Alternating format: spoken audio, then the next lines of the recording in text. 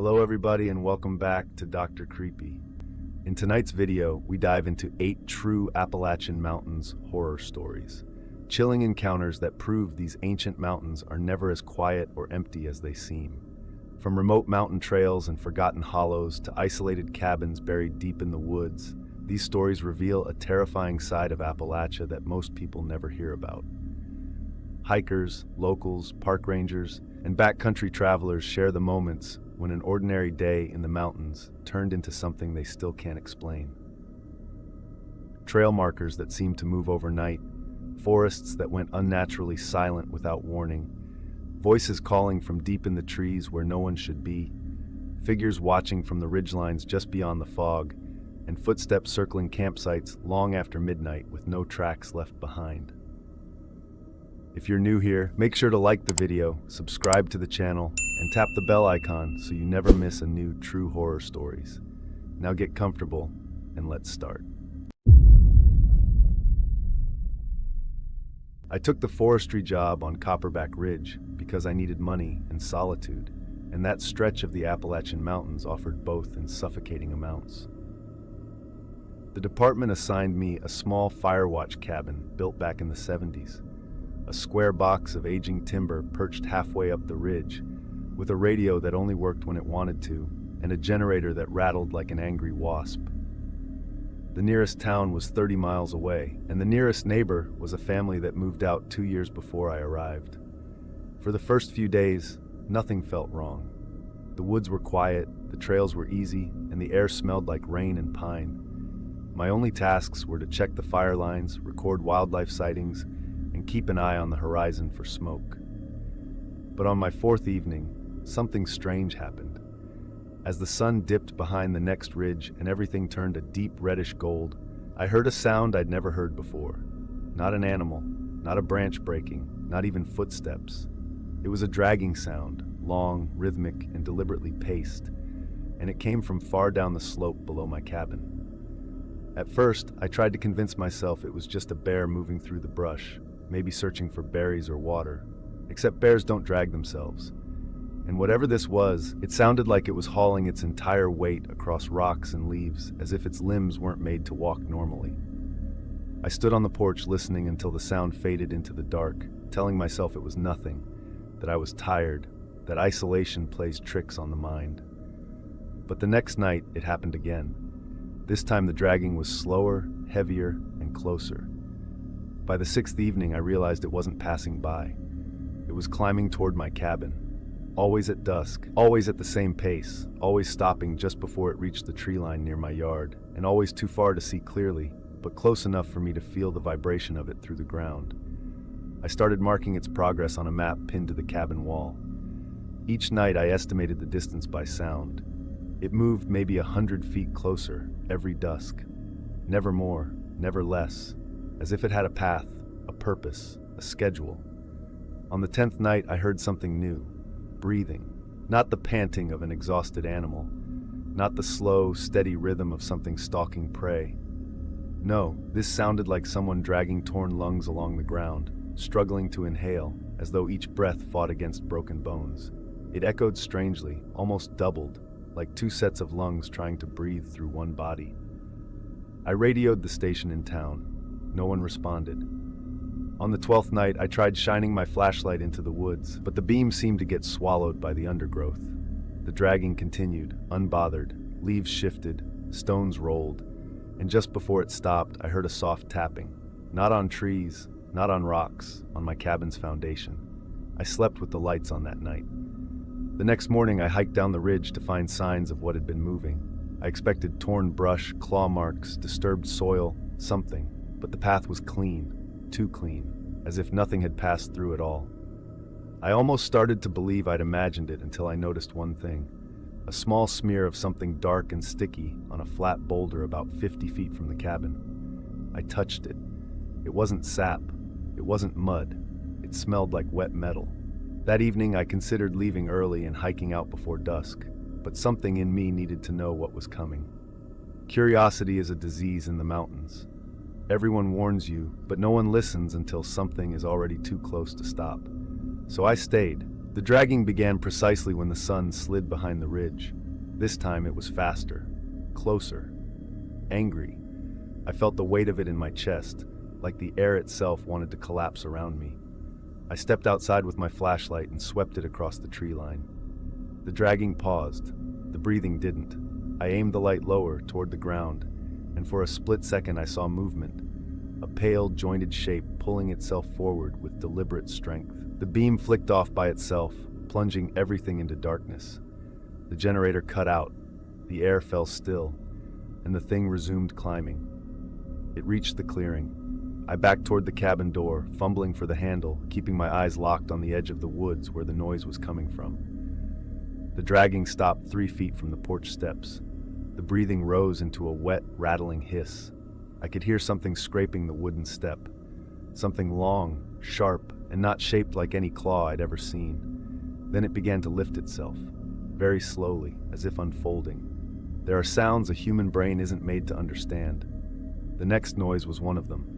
Bones bending in ways bones should never bend, joints cracking but not breaking, a heavy body rising upward even though something inside it resisted.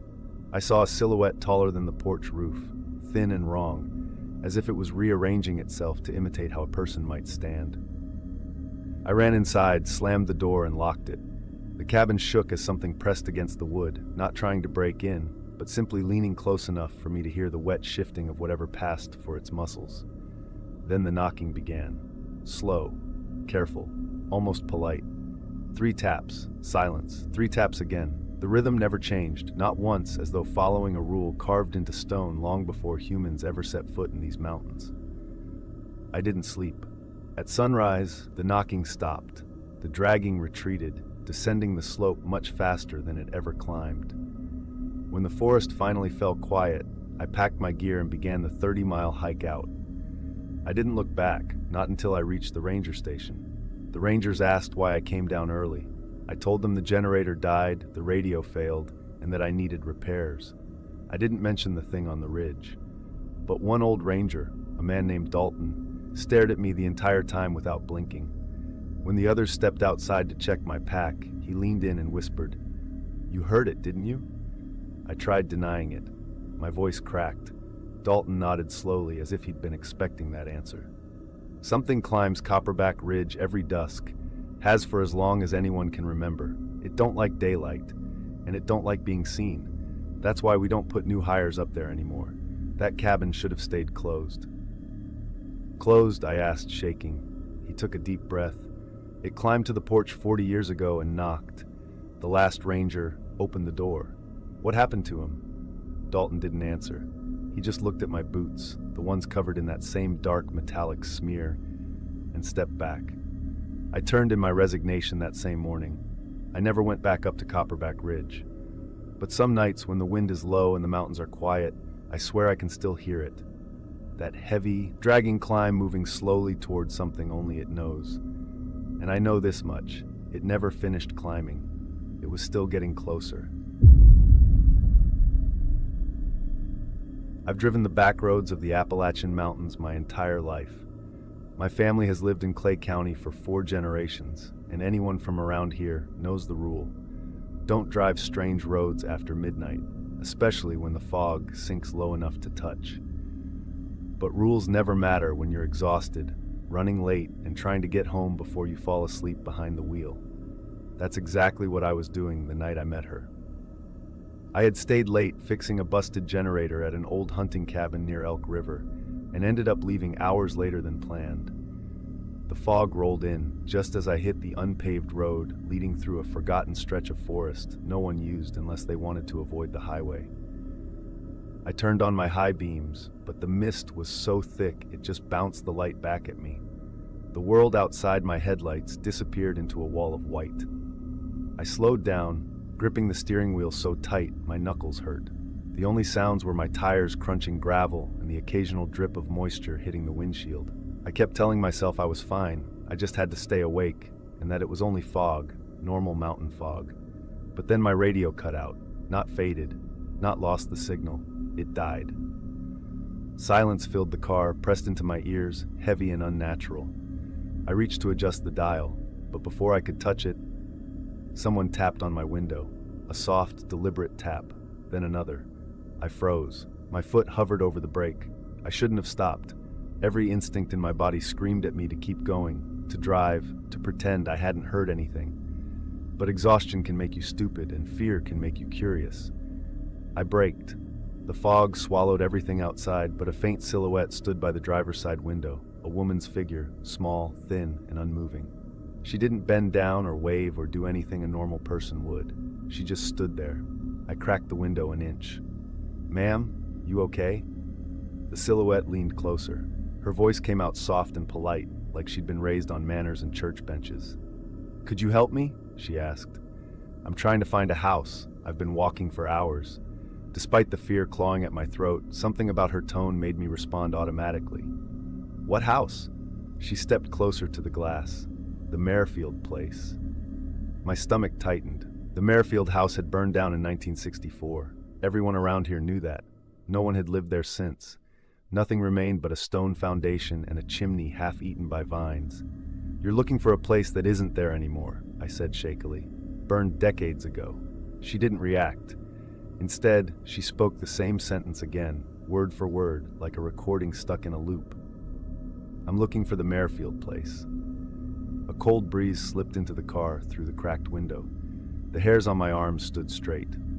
"Ma'am," I said, "where are you coming from?" Her answer was too fast. "Down the road." The way she said it made my bones feel hollow, like it wasn't a place she meant, but a direction, a path, a time, something wrong. I slowly lowered the window another inch. The fog parted just enough for me to see her face, and my breath caught in my throat. She had no eyes. Not empty sockets, just smooth skin stretching across her face where her eyes should have been, unbroken, pale, and impossibly seamless, as if she had been born that way. Her nose and mouth were normal. Her hair hung wet and dark around her shoulders. But that eyeless face... She tilted her head slightly, as if she could somehow sense where I was. "I need directions," she said calmly. "Can you show me the way?" I slammed the window up so fast my fingers slipped on the switch. The glass thacked shut. My heart thundered in my ears, drowning out everything else. The woman didn't flinch. She just placed her hand on the glass, palm flat, fingers long and thin. Her skin was ice blue in my headlights. I shoved the car into gear. Her hand dragged slowly down the glass as I pulled forward, her fingers leaving a faint smear like she'd touched the window with something damp. I pressed the gas harder. The car lurched ahead, tires spitting gravel, but the tapping came again, this time from the passenger side. I snapped my head to the right. The fog was thick there too, but I could see just enough. Her silhouette was now beside the other window, hand lifted, tapping gently like before. Impossible. There was no way she could have moved that fast without me seeing. I accelerated, hard. My breath fogged the inside of the windshield. The trees blurred into vague black shapes. The road curved and twisted, and I felt the car fishtail once before I regained control. I glanced into the rearview mirror. She was standing in the road behind me, perfectly still, facing my car, though she had no eyes to see it with. I didn't slow down. I didn't blink. I didn't look away until the fog swallowed her completely again.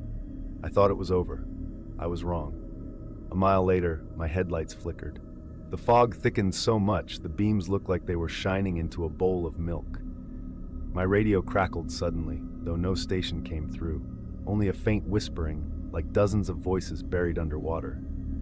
My chest tightened, my vision blurred, and then I saw her again, standing in the middle of the road, closer. Her head tilted just slightly upward, like she was listening to something above her. I slammed my foot on the brake so hard my seatbelt locked. The car skidded, sliding sideways in the gravel until it stopped inches from her. I couldn't breathe. She slowly lifted her hand, pointed at me, then mouthed something silently, words I couldn't hear but somehow understood. "You stopped." My body went cold. The world fell unnaturally quiet. Not even the insects buzzed, not even the wind moved. My headlights flickered again, and in the brief darkness I heard something hit the roof of the car. A soft thump. Then another. Then a dragging sound, like fingers trailing over metal, testing it. My vision blackened at the edges. Instinct screamed one thing: drive. Now. I swerved around her, nearly clipping the guardrail, and floored it. The wheels screamed against the gravel, fishtailing again before catching traction. The car shot forward, and I didn't look back this time. I couldn't. My brain wouldn't let me. The fog thinned near the main road. When I hit pavement, the radio suddenly came back to life. Normal static, not the whispering voices. My lights stayed solid. My breath returned in painful gasps. I drove straight home and didn't sleep until sunrise. The next morning, I went outside to check if I'd imagined it all. But on the passenger side window, faint but visible, was a handprint smeared across the glass. 5 long streaks, like someone dragging delicate fingers downward. The print was cold to the touch. A week later, I went to the county library and asked the oldest local historian about the Merrifield place.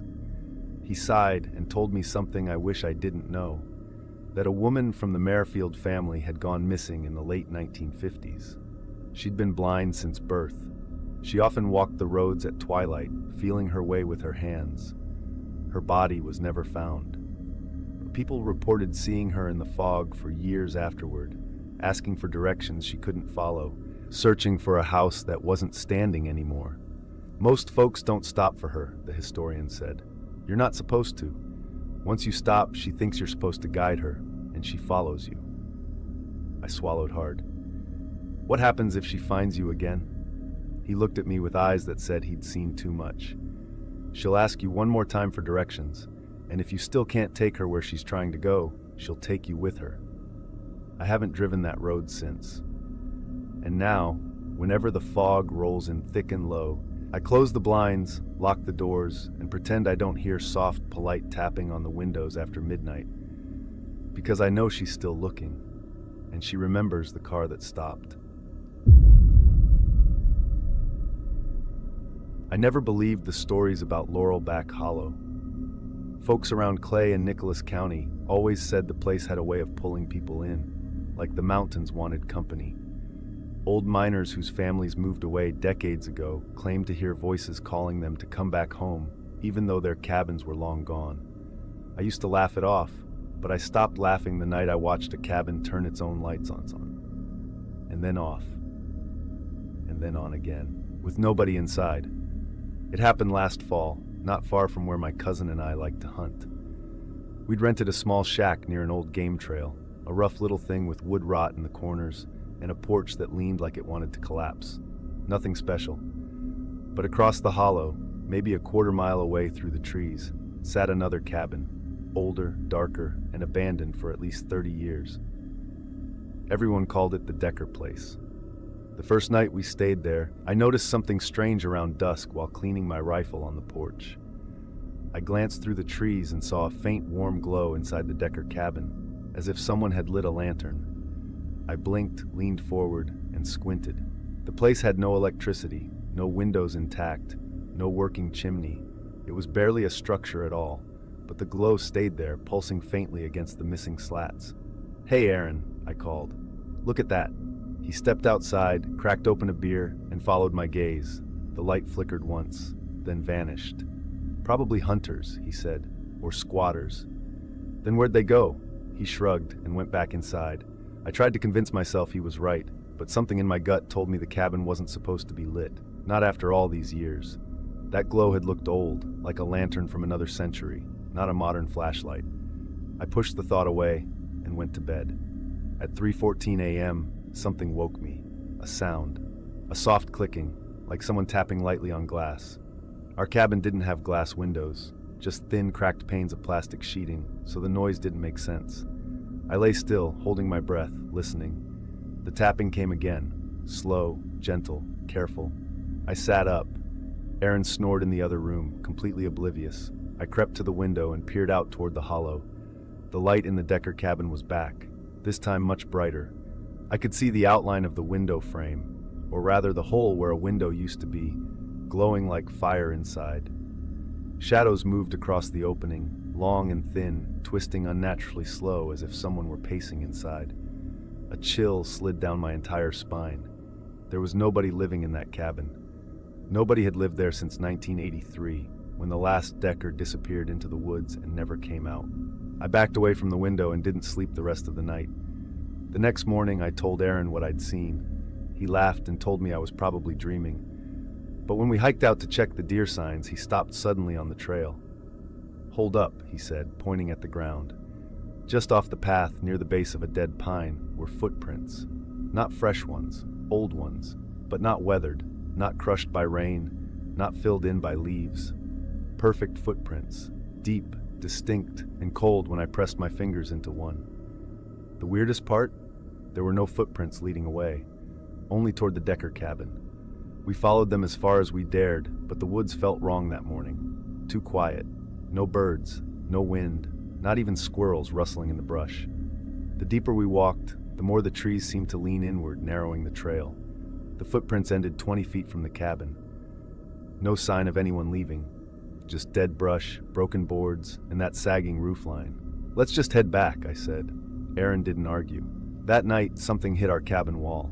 Hard. The impact rattled the picture frame above my bed and sent dust raining from the ceiling.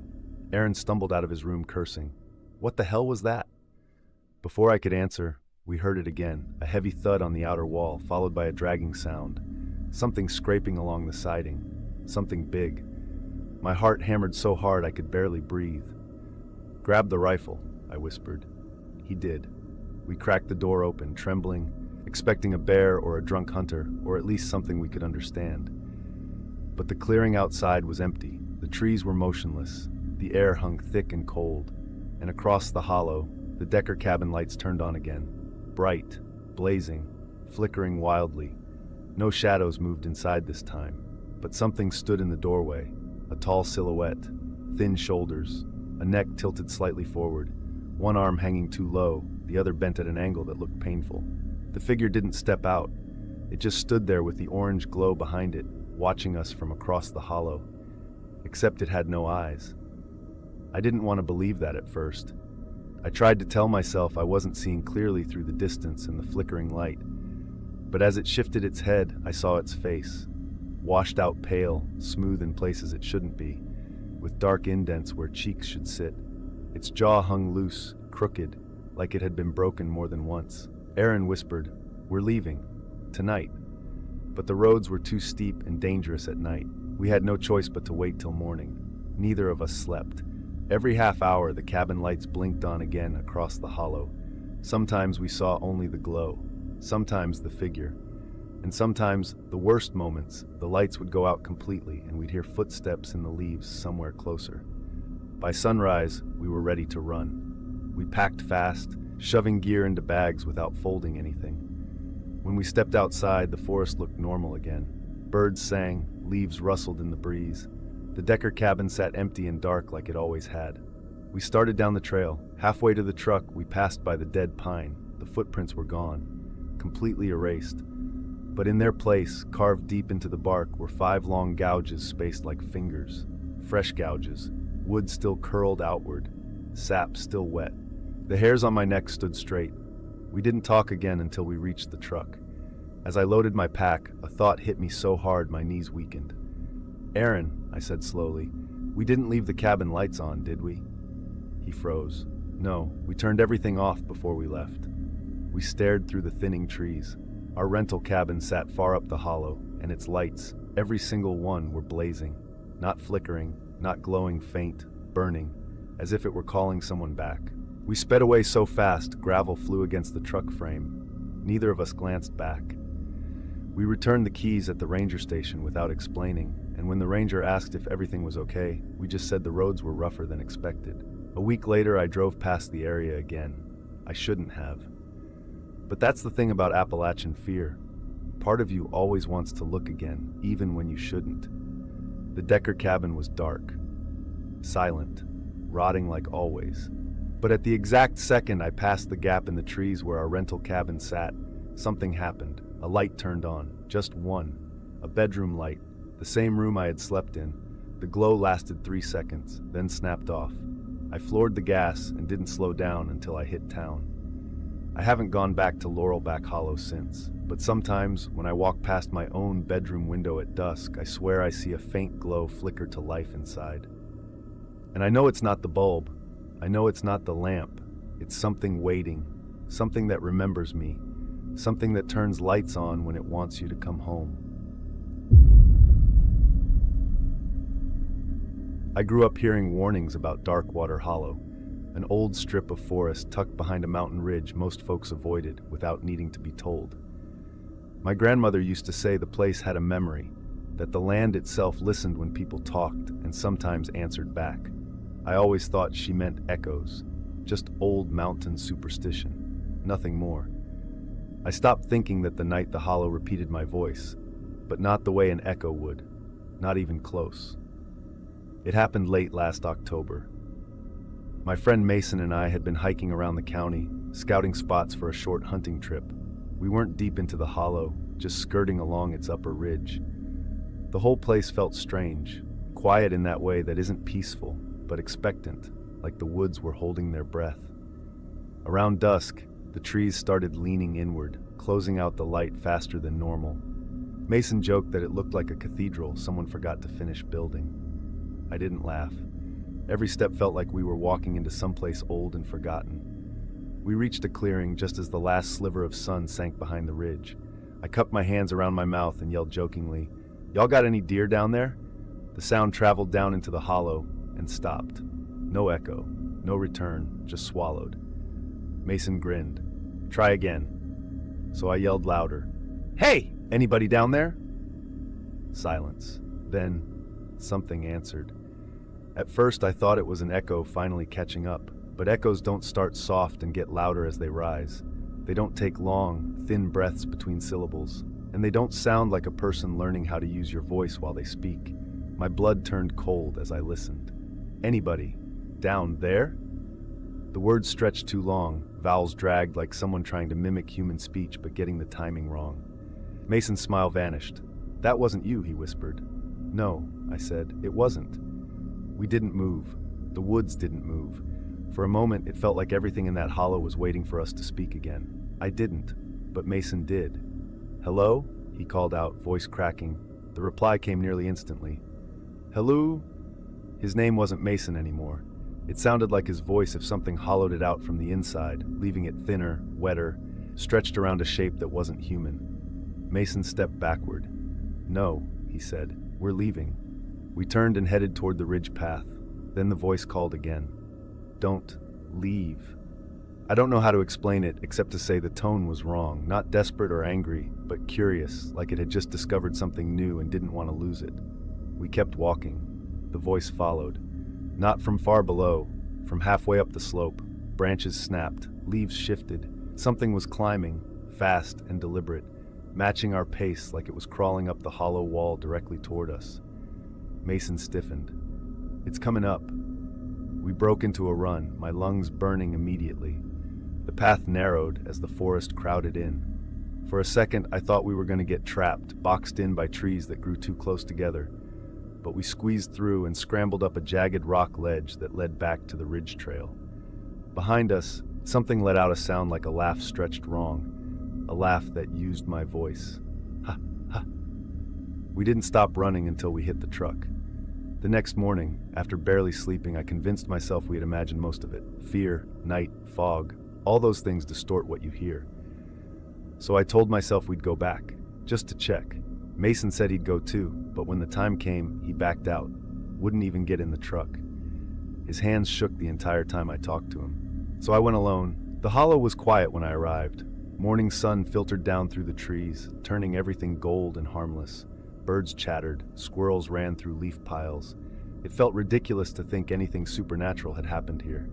But in the clearing where I'd shouted the night before, something new waited. Footprints. Mine. And next to them, another set. Bare feet. Too long, too narrow. Toes stretched in a way that looked painful, or simply not meant for walking like humans do. The prints followed mine exactly, step for step, as if something had been placing its feet inside my tracks. I crouched to look closer. The earth was moist, and the prints were deep, fresh. Whatever had made them had weight. I felt the air shift. Not a breeze, a change. The woods around me fell completely silent. Birds stopped singing. The air pressed heavy and cold. My throat tightened. I stepped backward. Behind me, from somewhere deep in the hollow, a familiar voice called out, "Hey!" My voice. But it wasn't an echo. It wasn't even close. It said the word wrong. Too bright, too sharp, as if it had practiced it dozens of times and still didn't fully understand it. I didn't respond. The trees creaked as something moved down below. Branches cracked softly, like fingers brushing against bark. I turned and hurried up the trail, glancing back every few steps.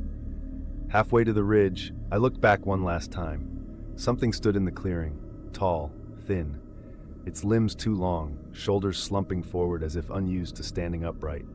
Its skin was the dull gray of wet stone. The head was tilted, listening, waiting. And when it heard me step on a branch, it spoke again. Hey. This time the voice cracked in the middle, like something pulling sound from a throat that wasn't built right. I ran. For the next 3 nights, something came to my house. I never saw it, but I heard it. At first I thought it was the wind brushing the siding, but then I heard footsteps, slow, dragging, like something uncertain how much weight to put on each step. They circled the house, always pausing beneath my bedroom window. The 3rd night, just after midnight, my phone buzzed. A voicemail. My number. My own phone had somehow called me. I played the message with shaking hands. Static hissed for 10 seconds. Then, "Don't leave," in my voice, except breathier, wetter, like it spoke through a mouth full of water. I threw my phone across the room. I didn't sleep. The next morning, I went straight to my grandmother's house. She lived alone in an old cabin on the side of the mountain, and she met me at the door before I even knocked. "You went into the hollow," she said. Not a question, a statement. I nodded slowly. She shut the door behind me and locked all 3 bolts. Then she lit a candle and placed it on the table between us. "You shouted your name down there, didn't you?" "I yelled," I said. "I don't know if I said my name." She looked at me with a sadness that chilled me more than anything else. "The hollow doesn't echo," she said quietly. "It remembers. It hears what you say and tries to give it back, but it can't get it right. It never has." I sat down hard. "What does it want?" She took a long breath. "Company, voices, things that sound alive. It doesn't have its own, so it steals pieces of whoever wanders close. Some people hear themselves calling. Some hear loved ones. Some hear things that should have stayed silent." My stomach twisted. "What do I do?" She leaned forward. "Don't answer it." I swallowed hard. "What happens if I do?" Her voice dropped to a whisper. "Then it knows you're listening. And once it knows that, it learns the rest." It's been 6 weeks since then. The footsteps outside my house have slowed, but they haven't stopped. Some nights I hear a soft tapping on my window around 3 a.m., not knocking, tapping, like fingertips. Last night I heard something else, a whisper outside the glass. "Hey, it's me," my voice again. Almost perfect this time. Almost. The vowels were right, the timing was right, only one thing was off now. The breath behind the words wasn't human. I haven't spoken a word aloud in 3 days, because now I understand the truth. Every time I speak, the hollow listens, and every time it listens, it learns. Soon it won't just repeat my voice wrong. Soon it'll repeat it exactly. And when it does, I think it'll come for the original. I've driven through the Appalachian backroads my whole life, long enough to know which shortcuts save time and which ones you should never take, no matter what anyone tells you. There's a road outside Summers County my dad always warned me about. "Don't drive Old Sycamore after dark," he'd say. "You'll end up somewhere you didn't mean to go." I thought he meant deer crossings, bad pavement, or drunk hunters. I didn't know he meant something else entirely. The night I found out, the fog rolled down the ridge so thick it swallowed the headlights of every car that came through. I had just left my friend's place after helping him move furniture, and my GPS rerouted me through Old Sycamore, like it always tries to when the main highway is under construction. I ignored it at first. Then I hit a roadblock where they were working late. The sheriff waved me off and told me to follow the detour signs. The signs pointed straight toward Old Sycamore Road. I cursed under my breath, made the turn, and told myself the stories were exaggerations, old mountain superstitions that didn't matter in the age of satellites and cell service. 10 minutes later, my phone lost signal. The fog thickened, and the road narrowed to a 2-lane line of cracked asphalt, with trees leaning inward like they were listening.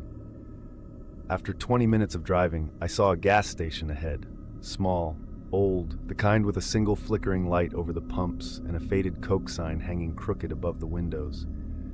A dusty pickup sat parked beside the ice chest, but no one was inside.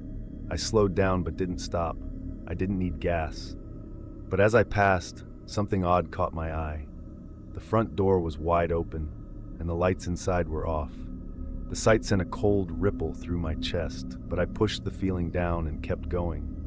I told myself someone forgot to close up, or maybe the owner stepped out to smoke. The mountains were full of weird little moments that didn't mean anything. I drove another 10 minutes, another 20. Fog thickened into a glowing wall that my headlights couldn't pierce. I glanced at the clock. 34 minutes had passed since I'd turned onto the road. Then I saw it again, the gas station. Same flickering pump light, same dusty pickup, same open front door. I hit the brakes so hard my seatbelt locked and squeezed my ribs. "No," I whispered. "No way."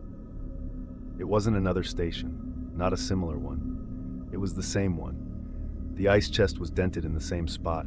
The neon beer sign in the window was half burned out. The hand-painted cold bait sign was crooked in exactly the same way. I drove around it slowly, heart pounding, trying to find some explanation, some rational reason. But then I noticed something I hadn't before. The gas station had no back, no side lot, no loading area, just a facade of a building like a stage prop, a wall of old boards where the back should have been. It wasn't a real structure. "Okay," I muttered. "I'm tired. I'm stressed. I need to turn around." But there was nowhere to turn around except the front gravel lot, right by the station. My chest tightened as I eased the wheel and pulled in. The gravel popped under the tires. The fog pressed tight against the windshield like hands. I turned off the engine and listened. Nothing. No crickets. No wind. No distant trucks. Just absolute silence. I got out, leaving the door open behind me, and approached the building. The open front door creaked in a soft breeze I couldn't feel. Inside, shelves sat crooked and empty. Dust coated everything. The floorboards sagged like they'd rot through if I stepped inside. Still, something in me felt pulled. Like the door was waiting for me to cross the threshold. I didn't. I backed away and climbed into the truck. I put it in drive, and the engine didn't start. Not a click, not a cough, nothing. I tried again and again. I even swore at the dashboard like that ever helps. Dead. My stomach twisted. A nauseating wave of dread washed over me. I grabbed my phone. Still no signal, but the clock on my dashboard blinked once, 3:18 a.m., but it was 12:40 when I left my friend's house. I stared at it. The numbers looked wrong, too bright, too sharp, like they weren't made of LEDs but something else, something that pulsed faintly. I gripped the keys again, gritting my teeth. The engine roared to life on the first try. Relief hit me so hard I nearly sobbed. I floored it back onto the road and sped forward until the fog softened. For 10 minutes, nothing happened. The pine trees thinned, the road smoothed. I felt hope claw its way back into my chest. Then the curve ahead lit up with a familiar flicker. "No," I whispered again, throat tightening. The gas station appeared. Same pumps, same sign, same truck, except this time, the truck's driver's side door was open. That wasn't like before. Someone had gotten out, or something had. I didn't stop. I didn't look.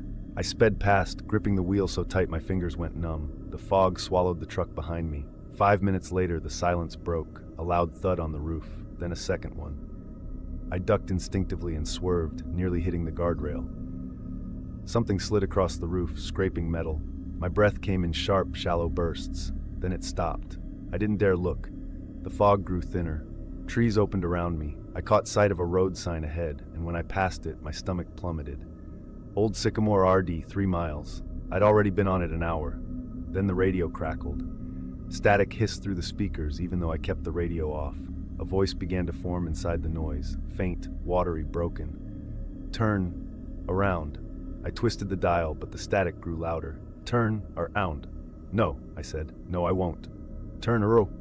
The voice dissolved into a screech of feedback so sharp I slammed my palm into the radio until it went silent. Fog rushed forward again, and the gas station appeared for the third time, but now the lights inside were on. Bright, harsh, flickering like something was moving around inside the building. And something was. A dark shape passed in front of the window, tall, wrong, bending low enough that its head nearly scraped the counter. It turned as I passed, and though I couldn't see its face, I knew it could see mine. I didn't breathe until the station disappeared behind me. My chest hurt. My throat ached from holding back panic. I whispered to myself over and over, just keep going, just keep going. My headlights flickered. A single word hissed through the speakers of my radio, stop. I didn't. I pressed the gas pedal down until my foot trembled. The truck strained on the incline. And then, the fog cleared. Completely. A real intersection appeared ahead. The lights of a distant farmhouse glowed on a hill. The sky was lighter, touched by early dawn. I slowed to a crawl, afraid the world was about to fold and send me straight back to the gas station again. But the intersection stayed. When I hit the highway, my phone buzzed back to life and exploded with notifications. The time was 6:52 a.m. I had been on that loop for over 6 hours. I reported what happened to a sheriff's deputy later that day. He didn't laugh, didn't roll his eyes. He just listened quietly and tapped his pen against the clipboard. When I finished, he looked at me the way a doctor looks at a patient before delivering bad news. You saw it 3 times, huh? I nodded. He sighed. Then don't take old Sycamore again. Ever. That stretch doesn't like letting folks go once it's noticed them. Noticed, I whispered. He leaned forward. That station burned down in 1974. The attendant died inside. People say the road loops until it finds someone it wants to keep. He closed his notebook and added, you were lucky. It usually doesn't let people leave after the 3rd pass. I swallowed hard. What happens on the 4th? He didn't answer. He didn't have to. I haven't touched Old Sycamore Road since, but sometimes, when I'm driving late and the fog starts to gather, my radio crackles for a split second, just long enough for a faint voice to whisper, turn around, like the road is still looking for me, still hoping I'll make the wrong turn again.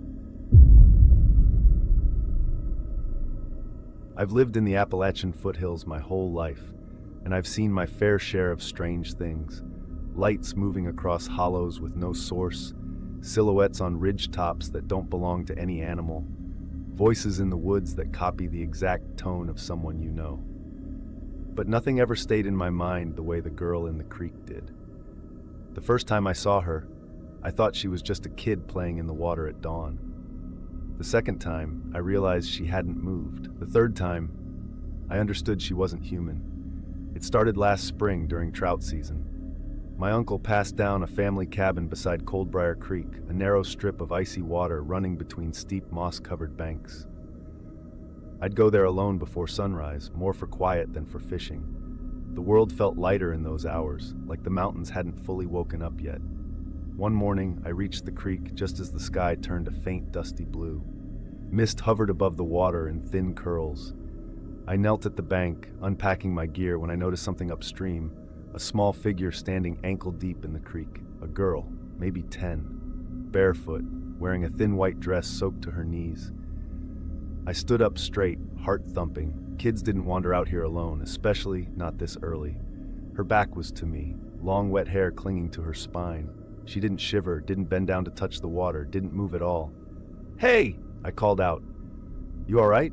She didn't turn, she didn't even flinch. I hesitated, then walked a few steps closer. "Are you lost? Where's your family?" She lifted her head slowly, then turned and smiled.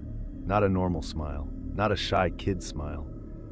This smile stretched too wide, exposing too many teeth, pulling the corners of her mouth upward like invisible hands were tugging them.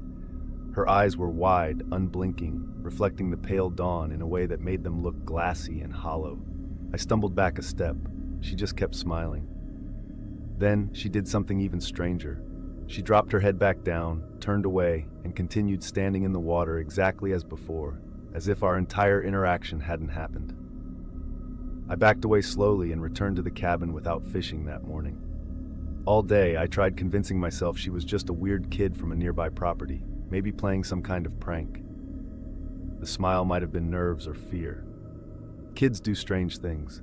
But then the second morning happened. Same time, same place, same girl, same white dress, still soaking wet, same posture, still unmoving, except this time, the mist around her was thicker, curling around her ankles like something alive. And when she finally turned to face me, her mouth stretched into that same horrible frozen grin. "Okay," I muttered under my breath, "I'm done here." I left immediately. That evening I called my neighbor, an old man named Vaughn who'd lived up here for 70 years. When I described the girl, he went quiet. "How long'd she smile at you?" he he asked. I don't know, a few seconds. He let out a shaky breath. Don't go down to the creek at dawn anymore. What? Why? Just don't. He hung up without another word. I didn't sleep well that night. I woke every hour thinking about that smile, that stillness, those glassy eyes. Something about her movements felt wrong in a way I couldn't explain. So the next morning I told myself I wouldn't go. But something pulled me outside anyway. Curiosity is a poison out here. You know something's dangerous, but the mountains whisper that it's fine. Just take a look, just one more time. I stepped outside at 5:12 a.m. The mist was thicker than before, and from the creek I heard splashing, slow, steady, rhythmic. My stomach twisted. I approached cautiously, staying behind the tree line. She was there. Only this time, she wasn't standing still. She was walking, very slowly, very awkwardly, taking small, shuffling steps upstream against the current, her feet dragging along the stones. Her arms hung limp at her sides. Her hair floated in the water like she was half submerged even when she wasn't. She paused, turned her head, and smiled directly toward the trees where I was hiding, even though I hadn't made a sound. No eyes reflect light that way. She wasn't reflecting the sunrise. Her eyes were glowing with their own faint pale light. I stepped back, heart hammering. She stepped forward. The water splashed in slow, deliberate movements. I bolted. I didn't stop running until I reached the cabin, slammed the door, and locked it twice. My lungs burned. My hands trembled so badly I dropped the keys. For the next few hours I sat at the table, listening. Eventually, the splashing faded, and then silence returned. Around noon, I drove into town. I found old Vaughn sitting outside the general store drinking coffee. I walked up to him. You know what she is, I said. He didn't pretend not to. He exhaled slowly. Cold Briar Creek's had stories about her since before my granddaddy was born. Who is she? No one knows, he said. Some say she drowned a long time ago. Others think she ain't a girl at all, just something wearing a shape you'll stop for. Why does she just smile like that? He hesitated. Smiling is what she does when she likes someone, he said. But if she ever stops smiling, if she ever frowns or opens her mouth, run. Why? Because that means she's close enough to take you. I felt cold all over. And don't let her mimic your movements, he added. What do you mean? She learns. Every time you show fear, she learns how to get closer.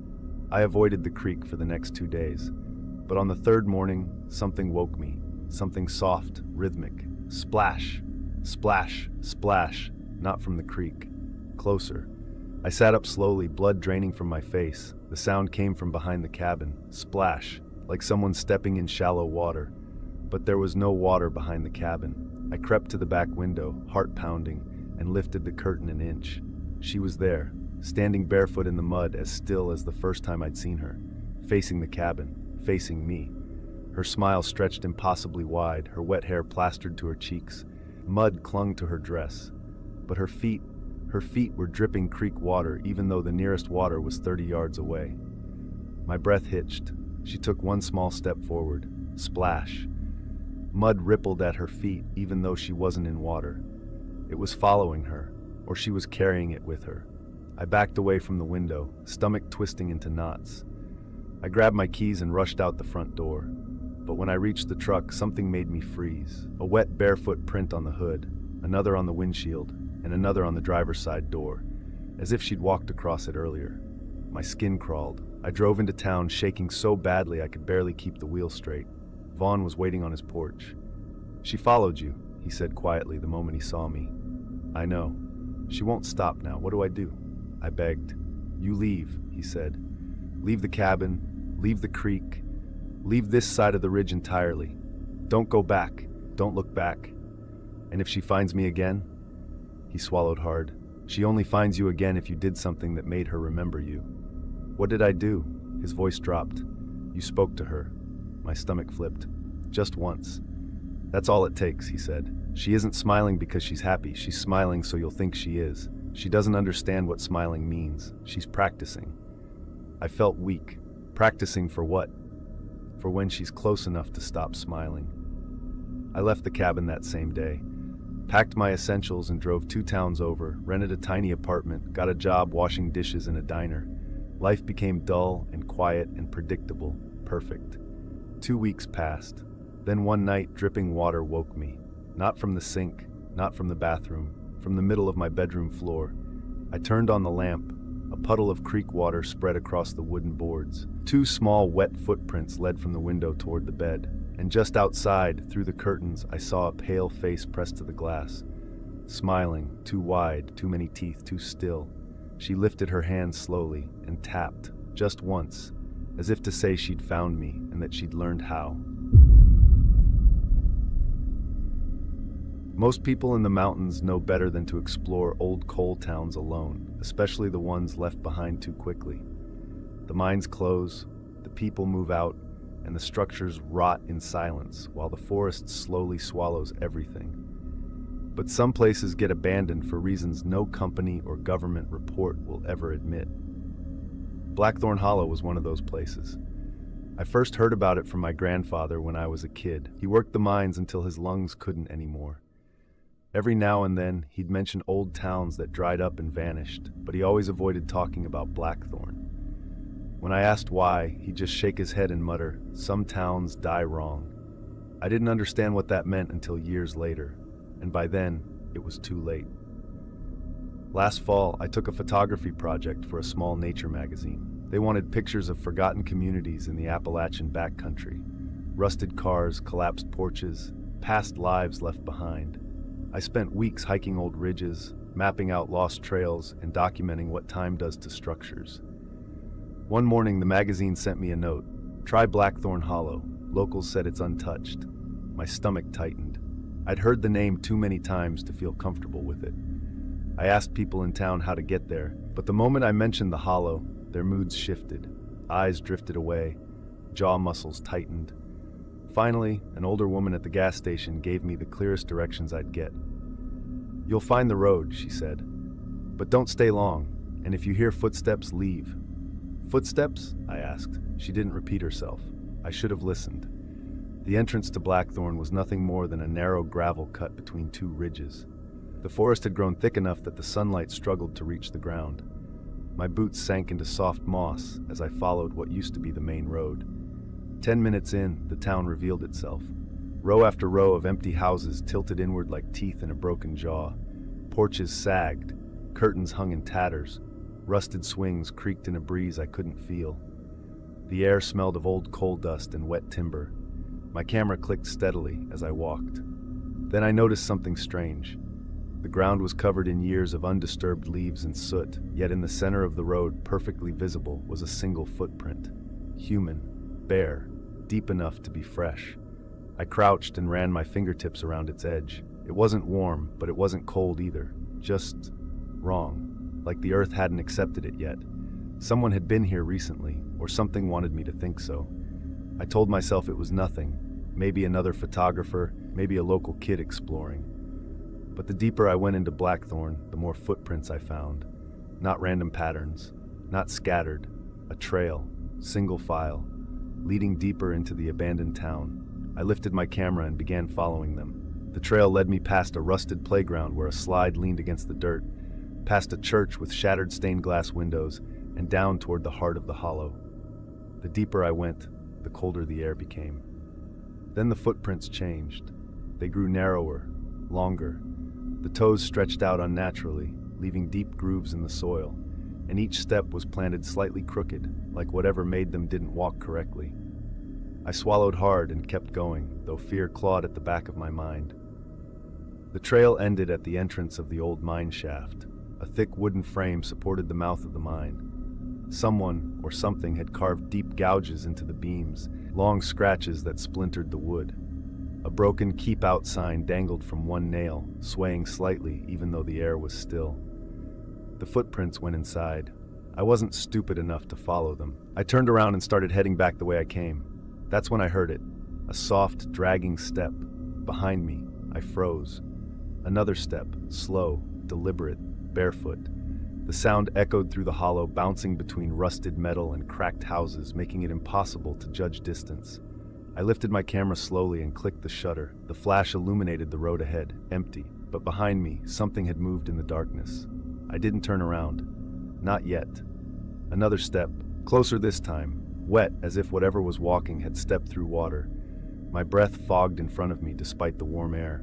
The town fell completely silent. Even the wind stopped. Then a voice drifted from behind me, soft, weak, like someone who forgot how to speak. "Help." My chest seized. No living person's voice sounds like that. I backed away slowly, not running, not turning my back, just inching away from the mine entrance. The voice came again, louder this time.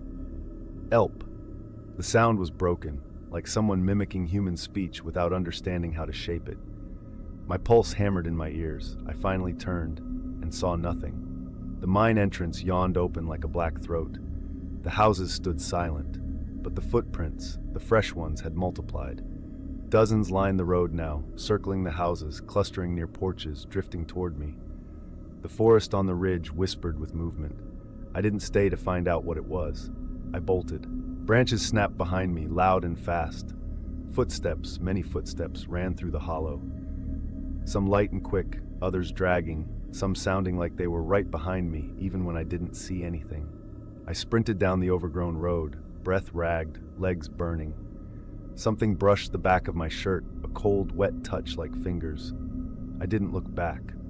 When I reached the ridge cut, sunlight burst through the trees. The moment my boots hit the gravel, the footsteps stopped. Silence swallowed the hollow again. I kept running until I reached my truck. I slammed the door, locked it twice, and sped away so fast gravel shot up behind me. I didn't breathe normally again until I reached town. That evening, I went to my grandfather's house. He sat in his recliner, staring at the TV without watching it. "You went to Blackthorn," he said before I even opened my mouth. I nodded. "Did you see them?" "I heard something," I said quietly. "And I saw footprints, fresh ones." He sighed, rubbing his temples. "They never left. Not really."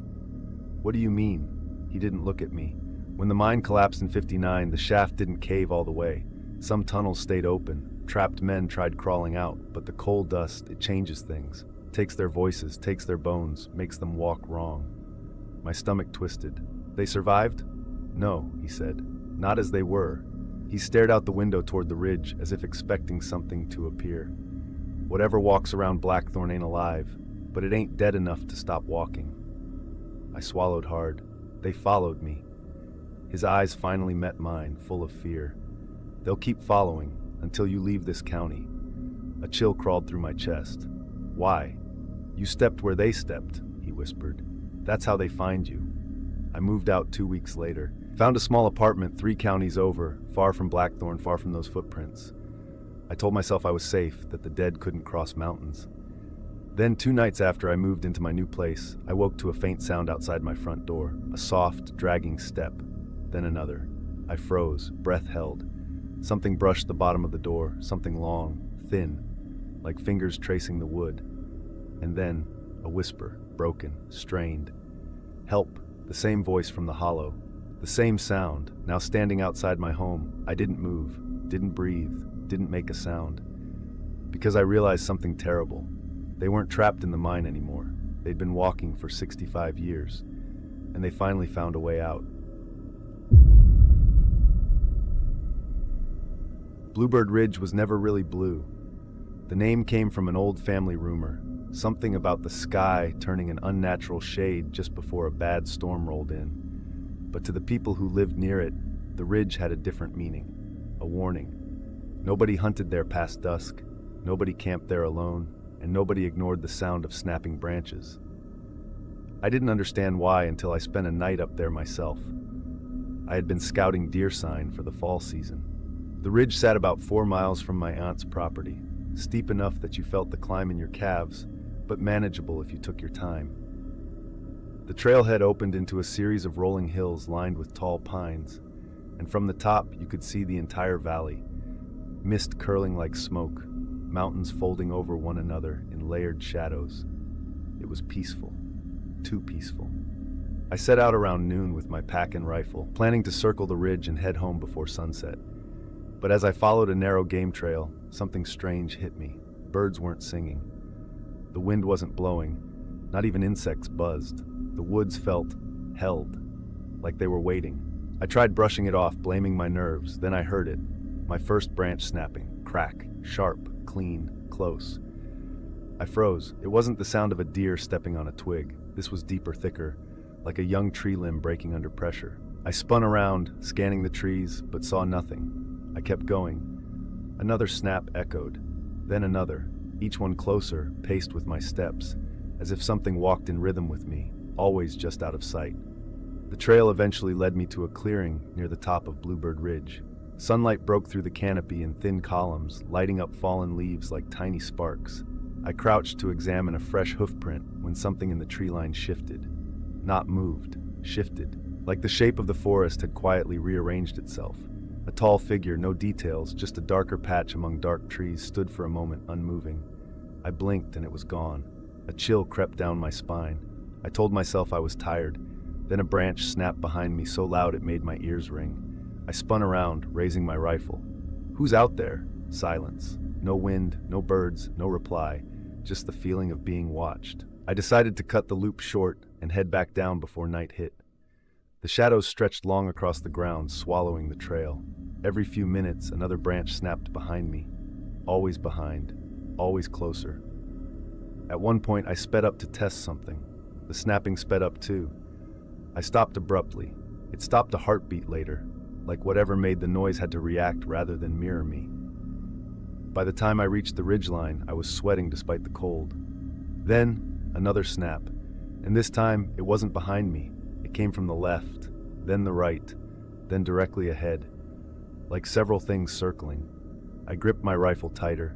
That's when I caught a glimpse of footprints on the trail, deep, wide, and too far apart to be made by any known animal. They pointed downhill, toward the direction I came from, and they were fresh. My breath hitched. Something else had been on this ridge earlier. Something big, maybe still here. I stepped back. A branch snapped directly behind me, so close it felt like breath on my neck.